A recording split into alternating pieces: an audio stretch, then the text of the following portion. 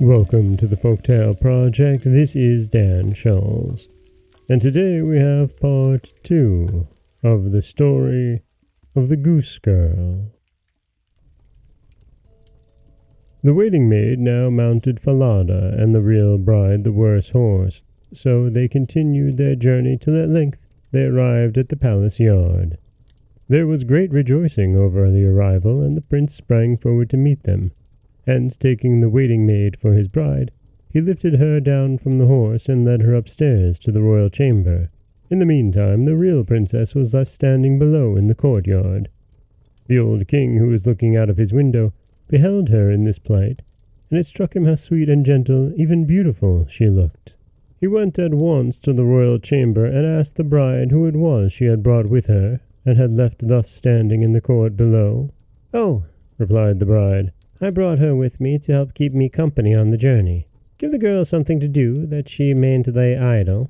But the old king had no work for her, and he couldn't think of anything, so he said, "I have a small boy who looks after the geese. She'd better help him."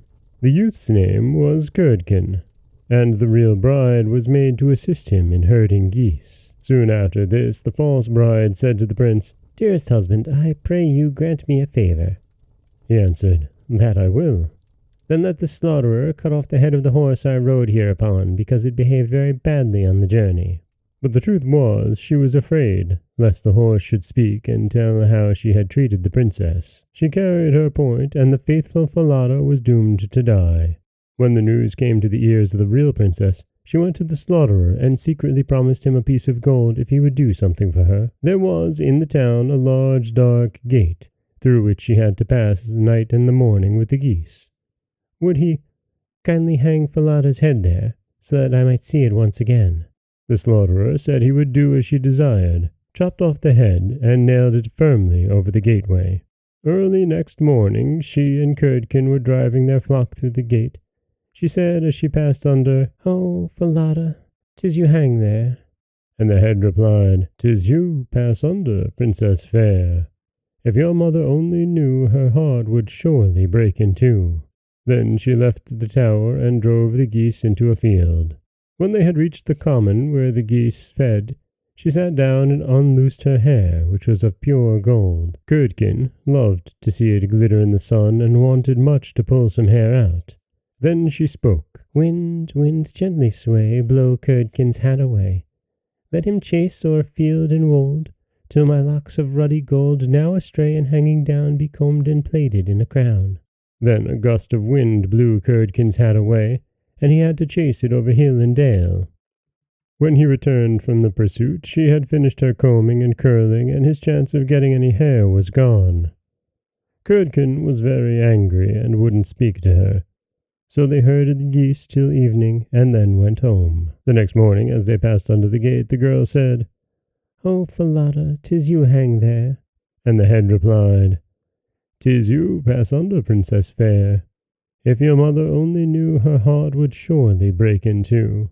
Then she went on her way till she came to the common, where she sat down and began to comb out her hair.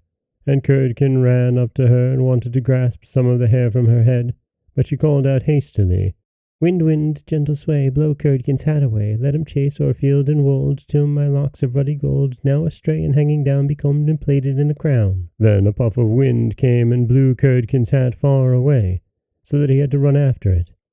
And when he returned, she had long finished putting up her golden locks, and he couldn't get any hair, so they watched the geese till it was dark. But that evening, when they got home, Curdken went to the old king and said, "I refuse to herd geese any longer with that girl." "For what reason?" answered the old king. "Because she does nothing but annoy me all day long," replied Curdken. And then he proceeded to relate all her iniquities, and said, "Every morning as we drive the flock through the dark gate, she says to a horse's head that hangs on the wall, 'Oh, Falada, 'tis you hanging there.' And the head replies, "'Tis you pass under, princess fair. If your own mother only knew, her heart would surely break in two." And Curdken went on to tell what passed on the common when the geese fed, and how he had always to chase his hat. And that is where we'll leave off part 2, and in our next episode, we will conclude the tale of the Goose-Girl.